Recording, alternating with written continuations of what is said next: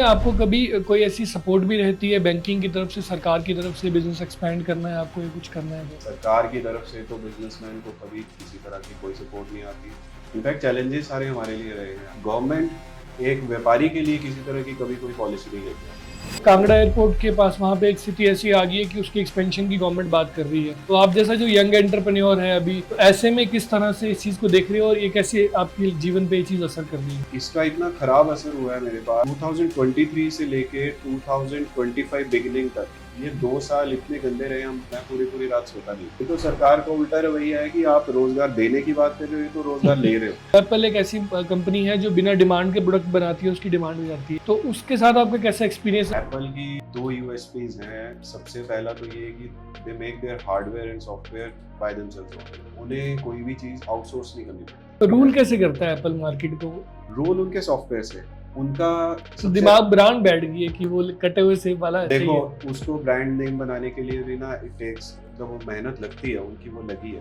तो आपके हाथ में अगर एप्पल का डिवाइस पहली बार आता और वो खराब होता तो आप शायद दूसरी बार कंसिडर नहीं करते। उनके डिवाइसेस खराब नहीं होते।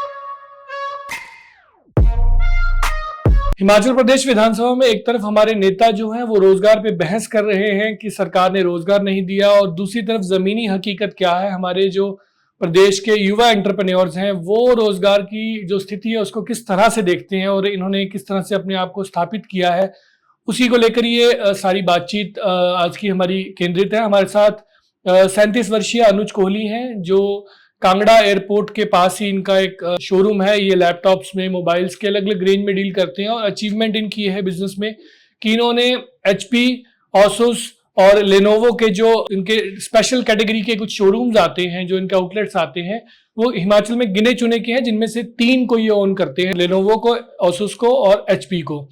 और अब वास्तविक स्थिति धरातल पे क्या है, उसी के बारे में इनसे बातचीत करेंगे। अनुज जी, आपका बहुत बहुत स्वागत है द न्यूज़ डायरी में। तो ये जो कैटेगरी जिसमें आप लोग डील करते हो मोबाइल में और लैपटॉप्स में, ये इतनी फास्ट चेंजिंग है कि मतलब आज कोई मॉडल आ रहा है, कल कोई मॉडल आ रहा है। तो पहली बात तो इसमें सस्टेन कैसे करते हो आप इन चीज़ों को, मतलब कि कस्टमर को रोक के रखना और कॉम्पिटिटिव जो है एज बना के रखना? देखिए, रोकने का तो जमाना ही नहीं है अभी। कस्टमर अभी आता है कि आज मुझे कोई चीज चाहिए, आपके पास है तो दो, नहीं तो मैं आगे मूव होता हूँ। ये हमारे लिए चैलेंज बहुत बड़ा है, क्योंकि ये इतनी फास्ट मूविंग इंडस्ट्री आपने बताया, आज कुछ आ रहा है, कल कुछ आ रहा है, हमें भी नहीं पता कि अभी नेक्स्ट डे क्या आने वाला है। तो हमें उस हिसाब से खुद को अपडेट रखना बहुत जरूरी है। कस्टमर की नीड समझने के लिए पहले हमें उस चीज की नॉलेज होनी जरूरी है। मैं अगर कोई प्रोडक्ट बेच रहा हूँ, सपोज कोई लैपटॉप सेल करता हूँ जो 1 लाख रुपए का है, उसमें क्या फीचर्स है और क्या उसकी रिक्वायरमेंट को वो पूरा करेगा या नहीं करेगा, तो वो मुझे समझने के लिए उसकी इन डेप्थ नॉलेज होना जरूरी है। तो ये हमारे लिए एक चैलेंज रहता ही है। साथ के साथ जो इन्वेंट्रीज इतनी ज्यादा मेंटेन करनी पड़ती है, ये भी हमारे लिए एक बहुत बड़ा चैलेंज आता है। डिमांड्स हर कस्टमर की अलग है। बहुत बार ऐसा होता है कि हमारे पास इतनी ज्यादा इन्वेंट्री है, फिर भी कस्टमर कोई ऐसी चीज मांगेगा जो हमारे पास नहीं होगी। तो ये चैलेंज हमें किसी ना तरीके से बैलेंस करके चलना, स्टॉक मेंटेन करना पड़ता है आपको बहुत बिल्कुल सारा। बिल्कुल। तो इसमें अनुज जी, आप मतलब इतने यंग हो और मुझे बताया गया है कि आप 25 से 30 लोगों को डायरेक्ट इनडायरेक्ट एम्प्लॉयमेंट भी इसमें देते हो। तो आप जो मैंने स्टार्टिंग में जिक्र किया, कौन से जो आप मेन मेन शोरूम जो हैं वो आप ओन करते हो जो हिमाचल में गिने चुने हैं? जी देखिए, रिटेल में तो हम लोग काफ़ी वर्षों से है। ग्रैंड पेरेंट्स और इनफैक्ट मेरे फादर, और जो मैंने खुद डायरेक्टली बिजनेस स्टार्ट किया 2011 में स्टार्ट करा था। मेरी मास्टर्स कंप्यूटर एप्लीकेशन में है। मेरी इंटरेस्ट भी कंप्यूटर्स में शुरू से रहा है। 2011 में मैंने आईटी का बिजनेस शुरू किया था, रिटेल का। 2014 वाज द टाइम जब हमने एचपी का ऑथराइज्ड शोरूम खोला था। पूरे हिमाचल में 4 ऑथराइज्ड शोरूम है, उसमें से एक हमारा है। और उसको चलते हुए अभी बाय द गॉड्स ग्रेस 11 साल हो गए और अभी चल रहा है। उसके बाद हमने लेनोवो का स्टोर स्टार्ट किया कोविड में, लेनोवो एक्सक्लूसिव स्टोर। वो भी कोविड में? कोविड के टाइम पे हमारा वो 2019 से पाइपलाइन में था। सिंस कंपनी से कोई चीज बनती है तो थोड़ा टाइम लगता है। उसकी डिप्लॉयमेंट होनी थी मार्च में, अनफॉर्चुनेटली कोविड आया और हम लोगों का वो थोड़ा डिले हो गया। और जुलाई 2020 में हमने उसको एग्जीक्यूट किया था, 14 जुलाई को। और उसके बाद से थर्ड हमने अभी स्टोर खोला है Asus का, जो अभी 2024 में स्टार्ट किया। और HP का एक और स्टोर, वो भी हमने अभी 2024 में किया। तो 4 डायरेक्ट स्टोर्स हैं तो हिमाचल में गिने चुने हैं ये? बिल्कुल। Asus के केवल 3 हैं, लेनोवो के 2 हैं और HP के 4 हैं, 5वां हो गया है। तो लेनोवो में से 2 में से एक आप ओन जी, करते और हो? एक शिमला में। एक शिमला में है। जी। तो इसमें आपको कभी कोई ऐसी सपोर्ट भी रहती है बैंकिंग की तरफ से, सरकार की तरफ से, बिजनेस एक्सपैंड करना है आपको या कुछ करना है तो? नहीं, सरकार की तरफ से तो बिजनेसमैन को कभी किसी तरह की कोई सपोर्ट नहीं आती। इनफैक्ट चैलेंजेस सारे हमारे लिए रहे हैं। अब रीसेंट चैलेंज अगर मैं आपको बताऊं तो जीएसटी इम्प्लीमेंटेशन था। उस टाइम पे हमारे लिए ये चीजें इतना बड़ा वो एक प्रॉब्लम थी कि हम लोग कभी अधिकारी से जाके पूछते थे कि इसको कैसे करेंगे, तो उनको भी नहीं पता होता था। तो ये जितने भी टैक्सेस और इन चीजों के चैलेंजेस है वो हमें ही मेंटेन करने पड़ते हैं, हमें देखने पड़ते हैं। गवर्नमेंट एक व्यापारी के लिए किसी तरह की कभी कोई पॉलिसी नहीं लेके आती। कभी ऐसे प्रोत्साहन भी नहीं देती गवर्नमेंट कि आप अपने आप को भी रोजगार दे रहे हो, 10 लोगों को और रोटी खिला रहे हो, तो ऐसे उसमें कोई प्रोत्साहन की कोई कभी गवर्नमेंट की तरफ से कुछ रहता है ऐसा? मेरी नॉलेज में तो कोई ऐसी चीज या कोई ऐसी पॉलिसी नहीं है। कभी भी कोई इलेक्शन मैनिफेस्टो भी बनता है तो आपने भी कभी पढ़ा होगी व्यापारी के लिए हम ये करने जा रहे हैं। मैंने ऐसा कभी नहीं पढ़ा, मेरी नॉलेज में तो नहीं है। अगर मैं गलत हूँ तो शायद कोई मुझे करेक्ट करे, बट मेरे हिसाब से तो नहीं है। तो अभी अनुज जी, जैसे मतलब आप इतनी सारी चीज़ें मैनेज करते हो, तो उसमें डे रूटीन क्या रहता है? मतलब जॉब आपको आसान लगती है कि ये बिजनेस अपना करना आसान लगता है? देखिए, जो जिस पोजीशन में मेरा ये मानना है कि जहाँ जो बैठा है, मुझे ऐसा लगता है पर्सनली कि अपनी जगह से कभी कोई सेटिस्फाई होता नहीं। दूसरे की अच्छी पोजीशन नजर आती है हमें। मेरी जॉब भी लगी थी इन्फोसिस में, बट मैंने बिजनेस को करना ज्यादा प्रेफर करा। आई थॉट कि मैं घर में बैठ के, एक विजन था मेरा कि मैं यहाँ पे आईटी, उस 2011 में 2011 में बहुत कम एक्सपोजर होता था, बहुत कम लोग थे जो आईटी में थे, गिने चुने से लोग थे। तो मेरा एक विजन था कि जो मैं वहाँ देख के सीख के आया हूँ उसको मैं यहाँ हिमाचल में, यहाँ भी बच्चे हैं जो लोग पढ़ेंगे, आगे उनको ज़रूरत पड़ेगी, इसीलिए मैंने बिजनेस अपना एक अलग से स्टार्ट करने की सोची कि इसको आईटी को बढ़ाया जाए। मेरे पिताजी तो ऑलरेडी मोबाइल कर ही रहे थे, मोबाइल्स और इलेक्ट्रॉनिक्स हम दोनों चीज़ें कर रहे थे। तो आसान तो कुछ भी नहीं है, जॉब करना कौन सी आसान है। आपको 10 घंटे की शिफ्ट भी, 8 घंटे की शिफ्ट भी है। मेरे साथ के जो दोस्त हैं जो मेरे साथ पढ़े हैं, कोई यूएस में सेटल्ड है, कोई सेशल्स में है, कोई इंग्लैंड में है, सब लोग सॉफ्टवेयर डेवलपर्स हैं, दे आर डूइंग गुड।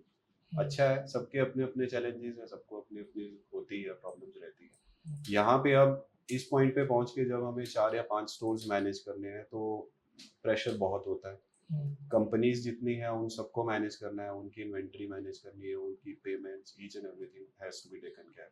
कि सबसे बड़ी हमें चैलेंज आता है स्टॉक का, जो आपने सबसे पहले जिक्र करा कि मुझे क्या खरीदना है और आगे कैसे बेचना है उसको।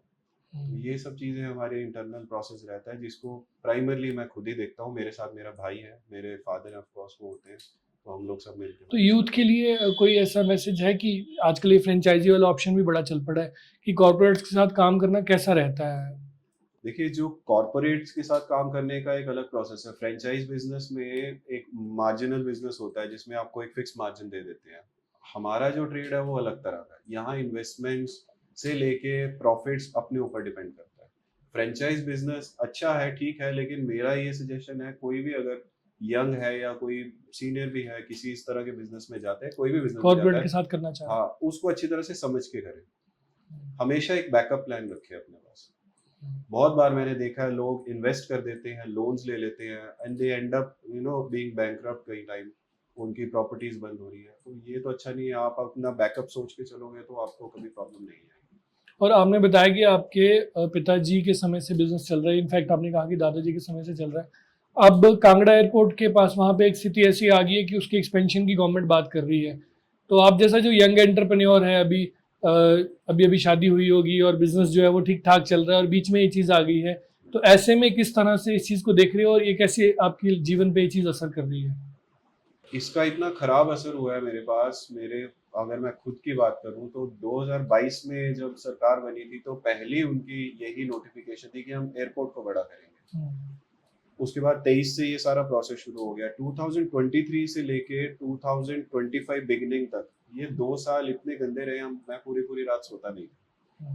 आपको अगर कोई बोल दे कि आप एक जॉब कर रहे हो और यू आर बीइंग फायर्ड, आप यहाँ से चले जाओ।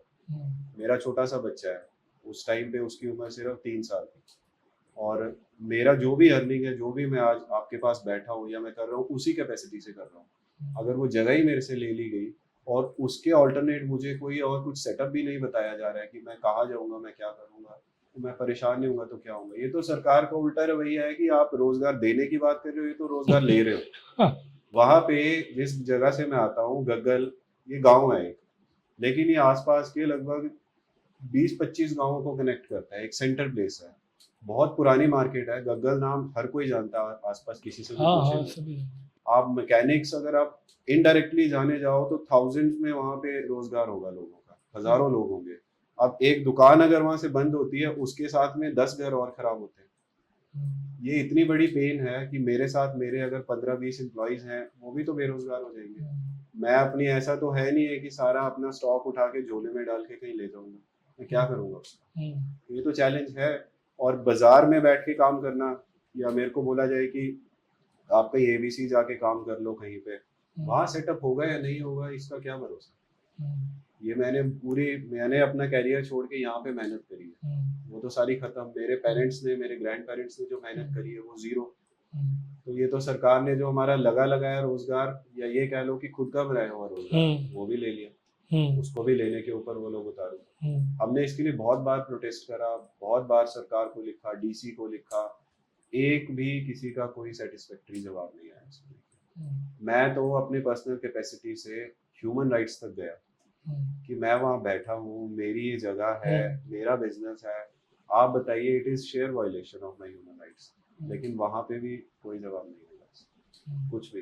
तो ये एक बहुत बड़ी बात है कि विधानसभा में लोग जो हैं वो चर्चा करते हैं, मुख्यमंत्री और हमने बहस देखी विक्रम ठाकुर जी की, बीजेपी के विधायक की, वॉकआउट भी हुआ रोजगार पे। लेकिन ये एक स्थिति है कि आप देखिए कि एक एंटरप्रेन्योर है, छोटा सा बच्चा है, और गवर्नमेंट ने एक पॉलिसी बना दी, अनाउंस कर दिया है, और उसके एवज में कोई बताया नहीं गया। तो ये खुद भी उस मनोस्थिति में है कि अपना कैसा रहेगा फ्यूचर, और आगे जो एम्प्लॉयज है उनका भी, इसमें इन्वेस्टमेंट भी तो रहती होगी, लोन्स का भी रहता होगा सारा। बिल्कुल, बैंक का लोन्स है हमारे ऊपर। कोई भी बिजनेस, इतना बड़ा बिजनेस करना है तो बैंक के बिना कहाँ चलेगा, लोन्स तो होंगे ही होंगे। ये सब तो हमारे ऊपर है ना। सरकार कभी भी एक जगह की वैल्यूएशन कर सकती है, ये जगह है, इतने स्क्वायर मीटर्स की है, इतना 1000 या इतना लैक्स अमाउंट बना, दैट्स इट, खत्म। आप एक बिजनेस की वैल्यूएशन कैसे कर सकते हैं। मैं आज एक बिजनेस कर रहा हूँ, मेरे बिजनेस की आने वाले 10 साल में क्या बिजनेस होने वाला है, या पहले कितना करा है। इन्होंने एक भी चीज, इनका एक सोशल इम्पैक्ट एनालिसिस होता है, रिपोर्ट बनती है डिटेल्ड, जिसमें सोशल और इकोनॉमिक दोनों फैक्टर्स कंसीडर किए जाते हैं। इन्होंने उसमें किसी भी तरह का इकोनॉमिक फैक्टर कंसीडर नहीं करा। उस एरिया में कितना रोजगार है, कितना बिजनेस होता है, कितना रजिस्टर्ड बिजनेस है, कितना अनरजिस्टर्ड बिजनेस है, कितना डायरेक्ट है, नथिंग। इनकी जब भी डिस्कशंस हुई वहां पे, एसडीएम लेवल तक के लोग, जो लैंड एक्विजिशन ऑफिसर्स हैं, वो लोग आके बैठे, मैंने खुद डायरेक्ट क्वेश्चनिंग करी है, बट कोई आंसर नहीं उसको। ये तो एक एडमेंट रवैया है गवर्नमेंट का कि हमने ये बनाना है और हमने यहीं पर ही बनाना है। इसका एक ऑल्टरनेट साइट इसी के लगभग 10-15 किलोमीटर दूर, जो कि बिल्कुल बैरन लैंड है, ना वहाँ कोई रहता है, ना किसी तरह की कोई कल्टीवेशन होती है, वो खाली पड़ा है, बताया भी गया, but they are not considering it. I don't know for what reasons they are not considering, but वहाँ नहीं कर रहे। ये इतना डिफिकल्ट टेरेन है, इतनी बड़ी खड्ड बीच में आती है, जिसपे अगर ये ब्रिज प्रपोज करते हैं, उसमें बनाने में भी जो भी हजारों करोड़ लगेगा, आफ्टर ऑल तो टैक्स पेयर्स की मनी है।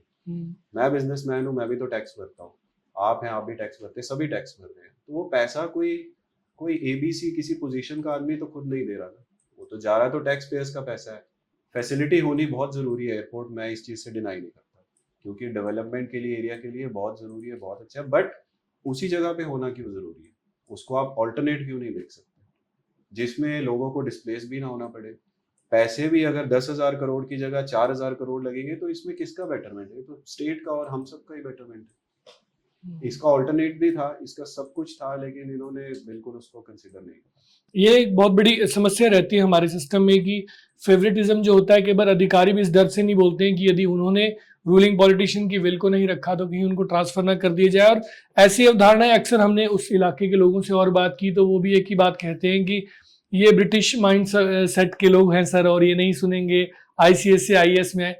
ऐसा मतलब हमारी जो प्रतिष्ठित संस्थाएं हैं, सिविल सर्विसेज इतनी डेकोरेटेड सर्विसेज हैं, जब ह्यूमन कनेक्ट नहीं रहता है तो लोगों के मनों में ये चीज़ आ जाती है। अब ये एंटरप्रेन्योर है, यंग एंटरप्रेन्योर है, अपने लिए भी रोजगार क्रिएट किया है, बैंकों से लोन लिया है, और ये कह रहे हैं कि कभी गवर्नमेंट की तरफ से भी ऐसा बिजनेसमैन को आपने बताया कि कोई हेल्पिंग हैंड नहीं रहता है, उल्टा प्रेशर हो रहता है कि ये टैक्स वो टैक्स, और उनके ऊपर मेंटली इतना प्रेशर कर देना है कैसे बिजनेस ग्रो करेगा, कैसे आगे चीजें रहेंगी। तो ये एक बहुत बड़ा सवाल है सरकारों के ऊपर कि सरकारों को ये चीज जरूर देखनी चाहिए, मेंटल हेल्थ व्यक्ति की। इसमें एक जीवन नहीं जुड़ा है। अब जैसे ये कह रहे हैं कि ये मैरिड है, बच्चा भी है, इनका वाइफ भी है, फादर है, ग्रैंडफादर है, तो पूरा परिवार कहीं ना कहीं इम्पेक्ट होता है। और सरकार जो होती है, वेलफेयर स्टेट होती है, उनको कहीं ना कहीं ये चीजें जो है वो जरूर देखनी चाहिए। एक लास्ट आपसे हम सवाल पूछेंगे, जैसे हमारा हिमाचल का जो युवा है वो अक्सर ही देखता है कि गवर्नमेंट जॉब ही एक ऑप्शन है और उसमें पूरी कई वर्ष अपने जीवन के लगा देता है और नहीं मिलती है तो वो केवल डिप्रेशन में चले जाते हैं, उदासीन रवैया और उनका कई तरह का रह जाता है। तो उनको क्या रहेगा आपका एक्सपीरियंस की they should opt for startups और बिजनेस, और they should do business government की जॉब की तरफ ही भागे वो? देखिए, मैं इस चीज़ में एक डिवाइडेड ओपिनियन रखता हूँ। सभी लोगों को ये भी नहीं बोलता कि आप बिजनेस में चले जाओ, उसका भी एक रीज़न है। हिमाचल एक छोटी स्टेट है, यहाँ पे आप बिजनेस एक सर्टेन कैपेसिटी में कर सकते हो। इतना अगर सब लोग बिजनेस की ओर भागेंगे तो 10 में से 5 लोग ही अनफॉर्चुनेटली सक्सेस हो पाएगा, सब लोग नहीं होंगे। और वो एक ऐसा इन्वायरमेंट क्रिएट करेगा। कई बार क्या होता है कि हम कंपटीशन में बहुत थिन मार्जिन पे ऑपरेट करने लग जाते हैं। अगर ये कंपटीशन और बढ़ता है तो लोग आपस में लड़ना शुरू होते हैं, उसमें सर्वाइवल किसी का भी नहीं होता, ना उसका होगा ना उसका होगा। जो लोग अपने आप को एकेडमिकली अच्छे एक लेवल पे देखते हैं, जिनको लगता है कि हाँ मैं कर सकता हूँ, तो उन्हें डेफिनेटली उस फील्ड में जाना चाहिए। बिजनेस जिसको समझ आता है, बिजनेस बोलने को बिजनेस है पर इतना इजी नहीं है। अगर आप कुछ बड़ा सोचते हो, कुछ लार्ज स्केल पे सोचते हो, तो इसमें डेडिकेशन और हर चीज़ बहुत ज़्यादा लगती है। तो मेरे हिसाब से तो अब तो फील्ड इतनी अच्छी है, मैं जिस फील्ड से जुड़ा हुआ हूँ यहाँ पे तो लोग ऑनलाइन बहुत सारे पैसे बनाते हैं, यूट्यूबर्स हैं, ब्लॉगर्स हैं, जो लोग काम करते हैं। अच्छा है, बट एक चीज़ ज़रूर है कि उसको एक अच्छी डायरेक्शन में यूज़ करें टेक्नोलॉजी को। बहुत सारे बच्चे ऐसे आते हैं, मेरा खुद का एक्सपीरियंस रहता है, पेरेंट्स को लेके आते हैं जिनकी बेचारों की कैपेसिटी शायद 50,000 का लैपटॉप खरीदने की है, और बच्चे जिद करके 1 लाख का खरीदवाते हैं। और वो बोलते हैं, और पेरेंट्स अल्टीमेटली ये बोलते हैं कि बच्चे को जो ज़रूरत है आप उसे दे दो, कोई बात नहीं, हम मैनेज करेंगे, चाहे लोन लेंगे, कुछ भी करेंगे। तो मेरा उनको एक ओपिनियन ज़रूर है यंगस्टर्स को कि आप अपनी ज़रूरत देख के प्रोडक्ट लो, प्लस अपने पेरेंट्स की कैपेसिटी भी देखो, उन्होंने बड़ी मुश्किल से पैसे जोड़े होते हैं, तो एक उनको। एक आखिरी सवाल और लूंगा, बिजनेस की बात ही आ गई। पेरेंट्स के पैसों को चलो कदर करनी चाहिए, लेकिन बिजनेस मैं देखता हूँ कि साइंस की तरह है। तो जैसे एप्पल की हम बात करें तो एप्पल एक ऐसी कंपनी है जो बिना डिमांड के प्रोडक्ट बनाती है, उसकी डिमांड हो जाती है। तो उसके साथ आपका कैसा एक्सपीरियंस है, मतलब कैसे अपना ब्रांड बना के रखते हैं वो लोग? एप्पल की दो यूएसपीज हैं। सबसे पहला तो ये है कि they make their hardware and software by themselves only. उन्हें कोई भी चीज़ आउटसोर्स नहीं करनी पड़ती। कभी भी किसी डिवाइस को चलाने के लिए जितना रोल हार्डवेयर का, मीन्स जो आप फिजिकली देख रहे हैं, उतना ही रोल सॉफ्टवेयर का भी है। एक मशीन अगर तैयार होगी, कोई भी डेस्कटॉप है या लैपटॉप है, तो उतना विंडोज का भी रोल है, उतना ही लैपटॉप के हार्डवेयर का भी रोल है। एप्पल का सबसे बड़ा प्लस पॉइंट यही है, क्योंकि वो खुद ही हार्डवेयर बनाते हैं, सॉफ्टवेयर भी उस हिसाब से फाइन ट्यून करते हैं। तो एक एप्पल का लैपटॉप 10-10 घंटे भी बैटरी बैकअप देता है। कभी कभी लोग 2-2 3-3 दिन चार्ज नहीं करते। उनका यही सबसे अच्छा प्लस पॉइंट है। उनकी मशीन, उनके जो लैपटॉप्स या कुछ भी है, दे आर एक्सट्रीमली फाइन, वो बहुत अच्छे चलते हैं। बट हाँ, डिपेंड करता है कि आप किस इन्वायरमेंट में यूज़ कर रहे हैं। हमारे इंडिया में स्पेसिफिकली विंडोज की इम्प्लीमेंटेशन बहुत ज़्यादा होती है, तो यहाँ पे एप्पल के कंपैरेटिवली लोग विंडोज ज़्यादा प्रेफर करते हैं। हम भी रेकमेंड इसीलिए करते हैं, जिसका कोई कोर्स ऐसा है। अगर किसी को iOS डेवलपमेंट करनी है तो एप्पल के डिवाइसेस लेगा, उस तरह से करें। It is like an ecosystem. Apple का अगर फ़ोन है तो फिर वो कस्टमर टेंड करता है कि मैं आईपैड भी एप्पल का लूँगा, उसके बाद मैं मैकबुक खरीदूंगा, या मैं पीसी और दूसरा एप्पल का लूँगा। तो तो रूल कैसे करता है एप्पल मार्केट को? रोल उनके सॉफ्टवेयर से, उनका तो सबसे। दिमाग ब्रांड बैठ गई है कि वो कटे हुए सेब वाला देखो, चाहिए। उसको ब्रांड नेम बनाने के लिए भी ना इट टेक्स, मतलब वो मेहनत लगती है, उनकी वो लगी है। तो आपके हाथ में अगर एप्पल का डिवाइस पहली बार आता और वो खराब होता, तो आप शायद दूसरी बार कंसिडर नहीं करते। उनके डिवाइसेस खराब नहीं होते, ये तो एक प्रूवन फैक्ट है। छोटे मोटे एक्सीडेंट से भी उनके, क्योंकि एल्यूमिनियम बॉडी होती है, उनकी बॉडीज बहुत स्टर्डी है। महंगे हैं लैपटॉप डिवाइसेस, सारे महंगे हैं उनके, बट क्वालिटी इज गुड। तो इसीलिए एप्पल मेंटेन करता है। प्लस उनका जो आपस में जो वो इकोसिस्टम बनता है डिवाइसेस का, वो किसी और डिवाइस को बीच में घुसने नहीं देते। वर्ल्ड के सबसे सिक्योर डिवाइसेस हैं। तो वो नाम, रेपुटेशन बनी है, तभी लोगों के दिमाग में वो आता है। जो एक बार आईफोन चलाएगा या एप्पल का डिवाइस चलाएगा, अगर उसका हाथ बैठ जाता है तो किसी और डिवाइस में स्विच ही नहीं करता। आप चाह के भी नहीं कर सकते, बिकॉज वो डेटा ही आपका उधर से उधर नहीं जाएगा। तो बांध देते हैं यूजर को। एंड्रॉइड का तो क्या है, कहीं से कुछ भी निकालो, अब तो हैक कितना होता है, बट आईफोन को आप नहीं कर सकते। चलो आपने समय दिया अनुज जी, बहुत बहुत शुक्रिया। Thank you.